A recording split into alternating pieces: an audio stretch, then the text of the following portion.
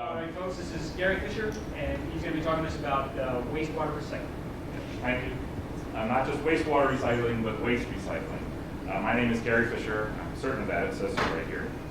And I'm with the Mars Society, member of the steering committee, but today I'm here on behalf of the Mars Foundation and their Mars Homestead project, which I serve as treasurer for, but was also involved in what we call our programming phase, where we did an initial design of a semi-permanent settlement on Mars.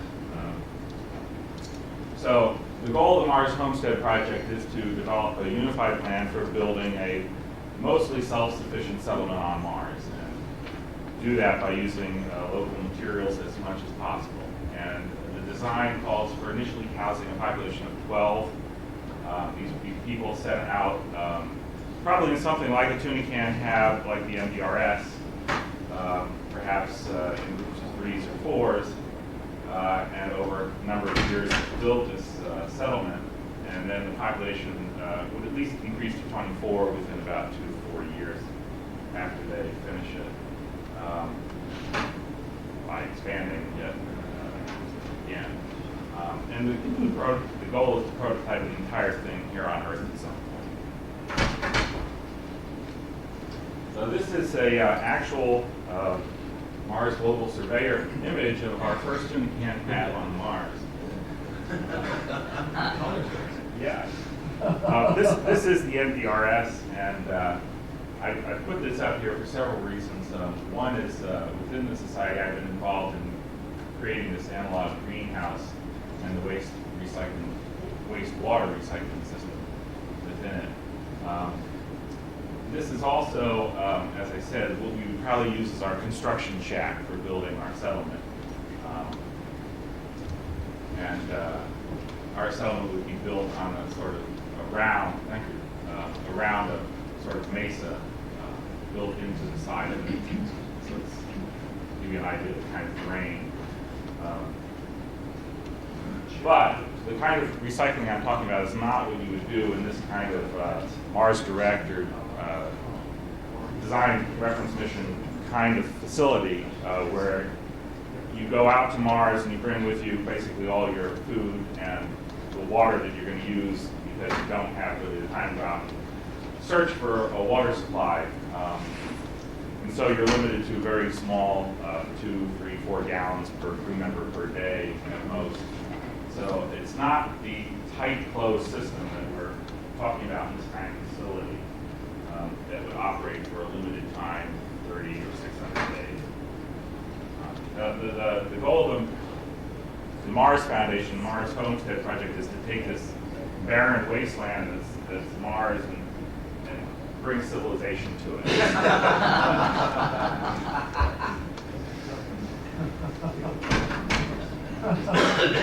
So this is the design that we're looking at right now, more or less. If you saw Joe Palaya's and Bruce McKenzie's talk yesterday, we've actually swapped things around on this. It's more of a mirror image of this design at this point.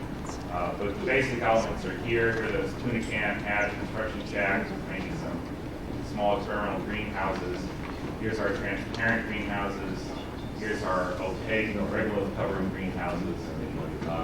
Airlocks, living quarters built into the out of masonry wall car structures with regular hold pressure in. Inside here is the greenhouse processing areas, the waste recycling areas, the kitchen, dining areas, lab space, some manufacturing facilities, more manufacturing out here, gas manufacturing storage out here. Our little nuclear reactors shielded here. I forget how many we're up to now, though. Is Joe here? Yeah, we're up to 3 now. 3, though. 3 reactors. Power is always the issue. So here's the layout again. Again, it's switched around, but the industrial side, I'm not going to talk to you about recycling the waste from that, nor am I going to talk to you about there's a medical facility in here, the medical waste. Just the atmosphere in here is a component of the recycling system in that it contains humidity. I'm looking more at the labs, the airlocks, the greenhouse areas, the kitchen dining, the residential areas. So zooming in a little more, this area here is not usable space. It's sort of filled with regolith. Instead, as you get out near the edge of the cliff, where you can't retain the pressure with a regolith covering, we go to pressure vessels. So these are the inhabitable spaces. These are the greenhouses. There's another couple out this way that are transparent. A couple levels of living areas. The kitchen, the dining area. There's an area here where we grow inedible, usable plants, and it contains a water feature which is actually an integral part of the recycling system. And this area here is greenhouse support. You bring the harvested materials or prepare seedlings or whatever. And the waste treatment portion is contained within this area of the. So, a little closer view of what's going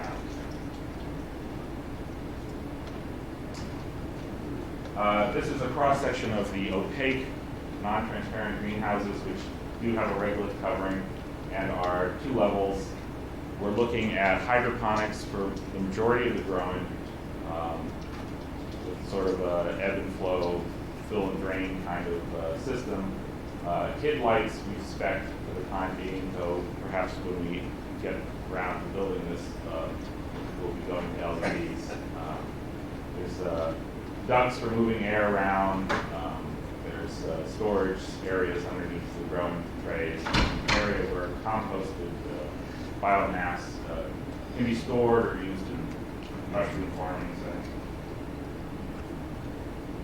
So I have a lot of stuff to go over, not a lot of time, so I may get ahead of myself, but just call my attention to it and I'll slow down and try to catch up. So, the waste recycling system, or WRS, has 2 major components. What I call an ecological processing unit that combines both biological and physicochemical systems, process gray water, which I'll define shortly, and a composting system which processes species, food waste, inedible or unusable plant material, paper, which initially we brought, we hope eventually be able to make, biodegradable plastics, and the biomass is collected from agricultural and aquacultural filtration systems. So all the other waste products are not a component of this recycling system.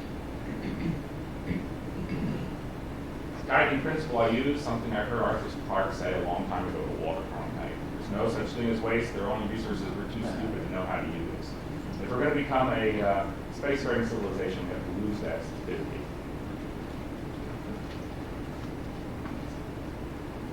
All right, so gray water. Well, this is more of a dark gray or maybe yellow gray water. It's consists of everything from cleaning, clothes washing, showers, kitchen lavatory sinks, and urinals.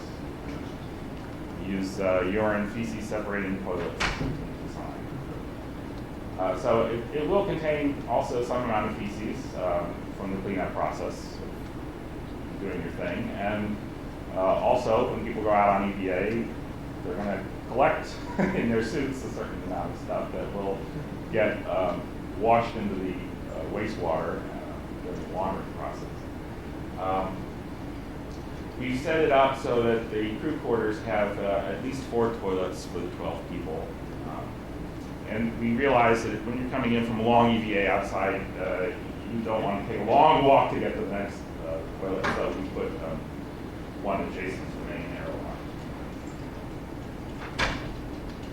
The composting system is primarily used to make a composting tea by percolating the treated gray water through the finished compost to create a leachate, which is a nutrient solution for our hydroponics. And so while the wastewater treatment is designed to make potable water as a backup process, and is probably drinkable, should be drinkable, it's not designed to be completely devoid of stuff. We certainly want usable nitrogen in it and other nutrients. And then eventually we take that and percolate it through the compost to extract even more nutrients. And then the used compost we'll be mixing with Martian regolith to create soil. There's some areas in the design. You might have seen one off by the lab area, which would have more like house plant type plants. There's a place where the first tree on Mars gets planted. There are places where we need some soil created, so we'll be mixing Martian regolith with our spent compost to create this soil. And another use for it is in the construction of air biofilters, which is an interesting technology NASA is looking at. I'm not going to go into it now. So the three main functions here of the waste recycling system is to provide an ongoing supply of agricultural water. It's not so much drinking water. The real driver here is water to feed the plants and let the aquaculture fish swim in. And provide day-to-day independence from the well water supply and the need to add nutrients. We do expect to be able to drill a well or have some sort of water extraction process that will provide a significant amount of water, and the majority of it is actually used by the industrial processes. But for safety reasons, we want to try to have as closed a system as possible within the settlement. So if the well goes down, or other problems, we can recycle that water. The secondary function is to provide potable water in the case where the well goes down and our main purification system, deionization or reverse osmosis goes offline, or for some reason we have a problem extracting the humidity condensate from the atmosphere itself. And the third function is to augment the agricultural areas in the production of food and non-food plant and animal products. Primarily, we generate some feed for the fish in the water treatment process. So, unlike, say, a tuna can have, the real driver for the water is not, say, what you can bring from Earth and therefore some limitation on what crews can use each day. It's you have a certain number of people, they need to eat a certain amount of food, that food requires a certain amount of plants, the plants need water. And so the drivers that demand from the plants, and the plants in the process of growing will do evapotranspiration. Water will evaporate from the hydroponic trays, and humidity will be generated and go into the settlement atmosphere. And so it's the water consumed by the plants and the humidity that's put into the atmosphere that really is the cycle that controls the quantity of water available to the crew, because we get that usable potable water from condensing out the condensate. So we have a greenhouse area of 880 square meters. It consists of 2 areas for food crops in opaque hydroponic greenhouses, 2 for food crops in transparent greenhouses. There's issues regarding how much light there is on Mars throughout the year for growing things, and the kinds of plants that you grow be quite different in these 2 areas. And then there's an area for non-edible crops, such as bamboo, say, in a soil-based growing area, and then a few other smaller areas throughout the settlement for soil-based. And then off the greenhouses, there's this much space in some pressure vessels for processing the biomass that's produced and incorporating the wastewater recycling. So the water flow to the greenhouse is dictated by the evapotranspiration rate from the greenhouses, and also the water that gets incorporated into the growing biomass. The major source of demand variation is starting and stopping growing things in the greenhouse. We calculate that the water demand for the greenhouses as we expect them, on average, for both food and non-food, is about 2,710 liters per day. And using the HID lights, we came up with an evapotranspiration rate of 3 liters per square meter per day. So the result is that we're evapotranspiring this much per day. I'll explain why that doesn't equal that in a moment.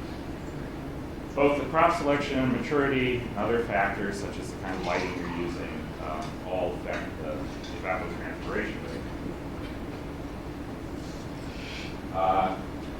We assume about 92 kilograms per day of fresh biomass is harvested in order to feed the crew. Of that, about 85% is water by weight, so we have about 78 kilograms of water that gets, or liters that get incorporated into the growing biomass each day.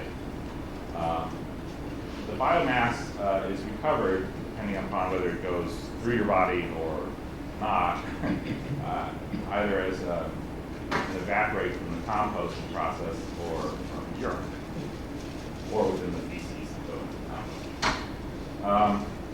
Combining the evapotranspiration demand with that incorporation into biomass demand is how I come up with this number. All the harvested biomass, with the exception of that used in construction, such as bamboo that you might use for flooring or walls or whatever, is eventually converted to compost, and the water component is mostly returned to the atmosphere of the settlement. So even if you had 100% closure, if you were going to make things, agricultural things, such as furniture from bamboo, you're going to keep pulling water out of the system because it gets incorporated into that useful biomass. So even in that sort of environment, you still need to be bringing water in order to maintain your food production.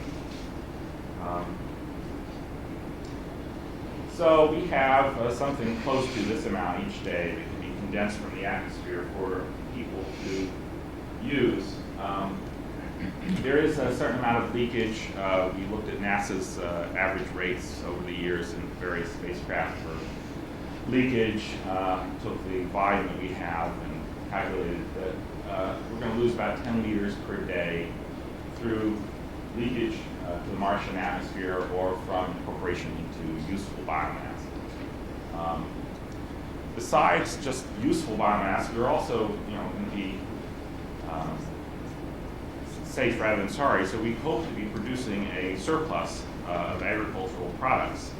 And so we'll be making food in excess of what we need and storing it for when more people come. So that also takes water out of the system. So we do need to bring water in continuously in the growing settlement. And net is that we have about 60 gallons per crew member a day for each person in our crew, which is very nice. You can take a nice long shower, your laundry, whatever. If we switch to LEDs, which are not as energy intensive, not as heat producing, we drop that down. It's still a very comfortable amount of water compared to a Mars direct type of mission, an order of magnitude at least. This diagram sort of shows the water stores within the settlement, the non-industrial water stores. Initially, of course, we're going to have these tanks, and we got to start filling them from the well, but sort of a steady state process, which we're told never really exists because we're growing this settlement. We planned for 3 tanks, part of our triple redundancy mode of working here, that are normally about 90% full, 10,000 liters each. This is our supply to get us through a week or two, depending on how restricted we want to make the water usage, go a month or more, on this supply of water. Then within the piping, plumbing, brewed beer, whatever, in the settlement, you have another 2,000 liters of water. Then as water is used, it ends up going through a separation tank here to get rid of solids. And then it enters one of 2 pathways of the ecological processing unit for treatment. And these have a bunch of volumes to them.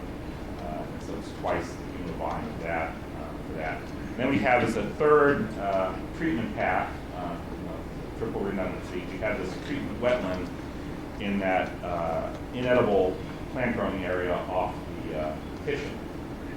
and that contains about 20,000 liters.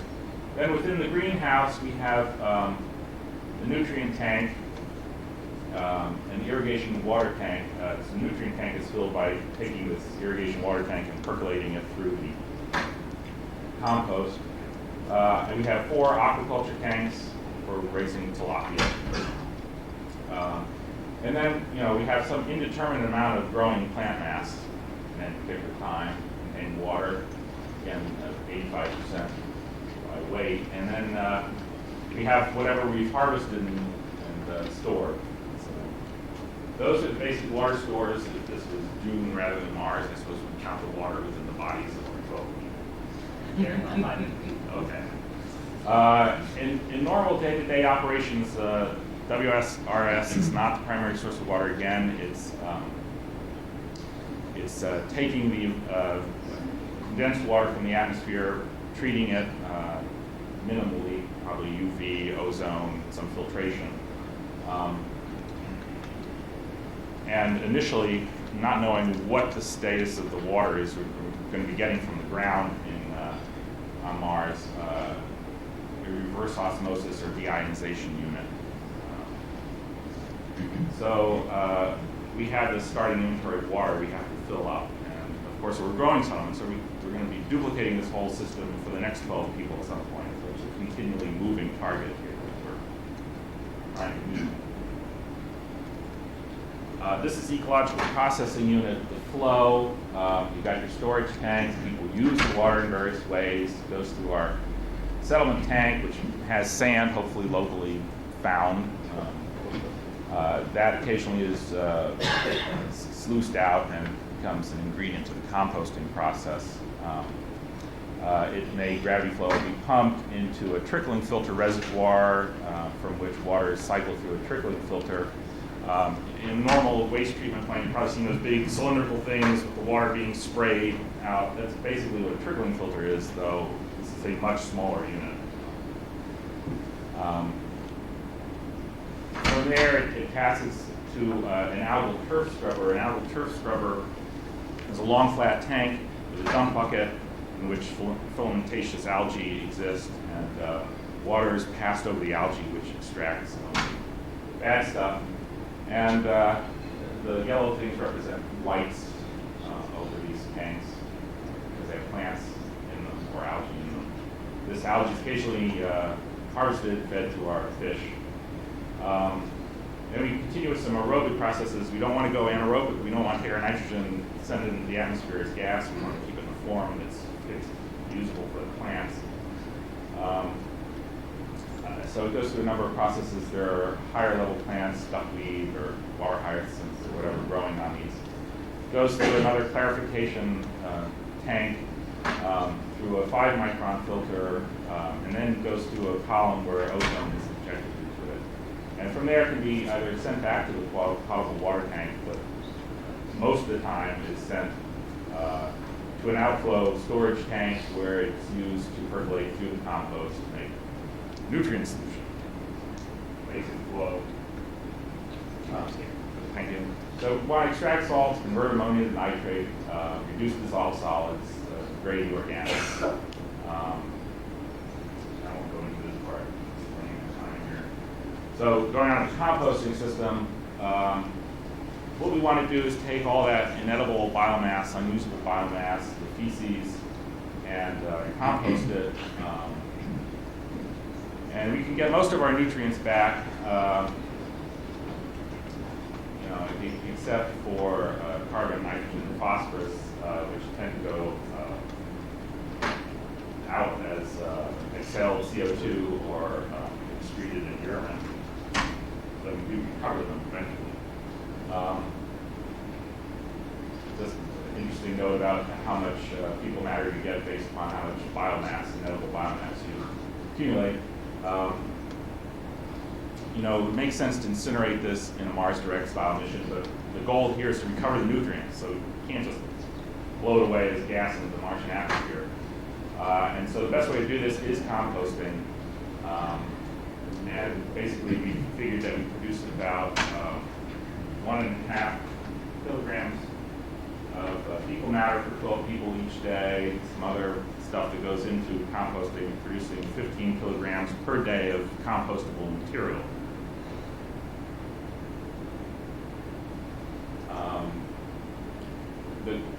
The kind of composting we're doing is thermophilic.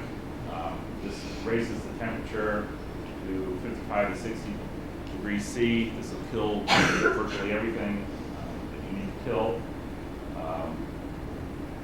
And the particular kind of composting process we're using is called the Rutgers strategy, where you remove heat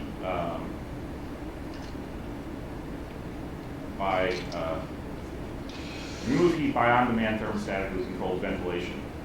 And you want to keep the temperature below 60 C because then you start killing the beneficial bacteria in the compost.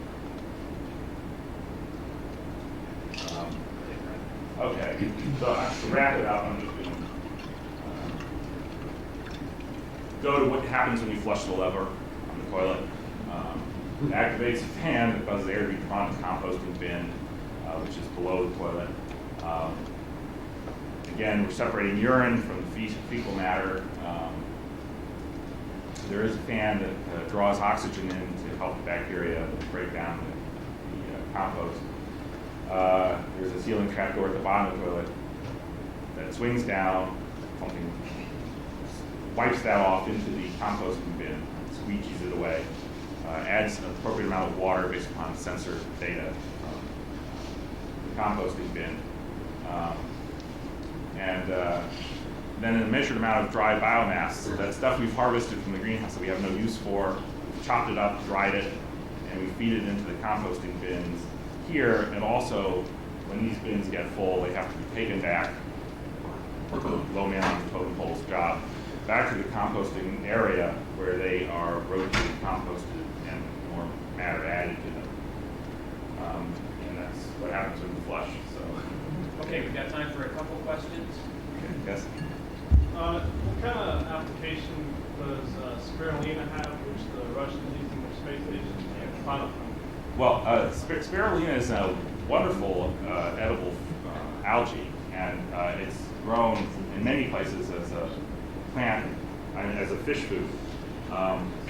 We're not using spirulina here. We're using other more filamentous algae for our treatment system, but it's certainly in a larger settlement, it would become a component of aquaculture.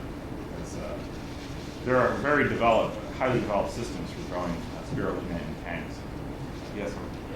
Just a comment. I saw in your habitat growing your plants in an operational system, hydroponic system. Usually, what they have is like a bunk bed approach. So that one walkway and 2 levels of growing plants. Yes, and you might find that in the transparent greenhouse, sort of a space limitation here. We do have these long structures, and we can't open windows. You have to conduct the air. The thing is, though, these were set up with artificial lighting.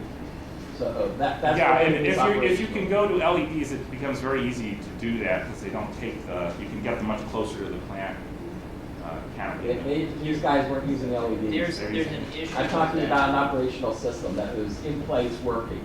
Yeah. The issue with that is that there's a lot of structure that you have to put into this module then in order to support 2 levels of plants. And we have to manufacture that structure or import it from Earth. So you basically have two floors, and so you're actually right. And certainly, if we have the manufacturing capacity and I'm just telling you how it's done operational, currently done. Right. Our limitation, though, is what we can ship from Earth, what we can make with 12 people. So that sort of controls how we. What was sort of your optimum humidity? And I noticed you took account of the amount of water in your system. Did you take into account of the total amount of water in the air? Yes, actually it was in the diagrams. It's not that, at any given time, it's not that much.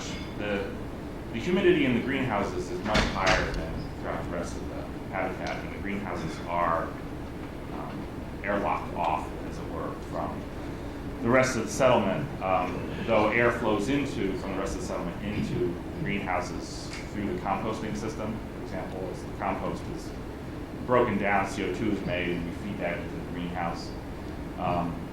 So the air circulates basically from the rest of the settlement through the composting system into the greenhouse, where the humidity is significantly higher, and then goes to the condenser, where it's taken out. So you have varying levels of humidity throughout the settlement, but most of the extraction process is from air coming directly from the greenhouse. That's going to have to wrap it. Thank you.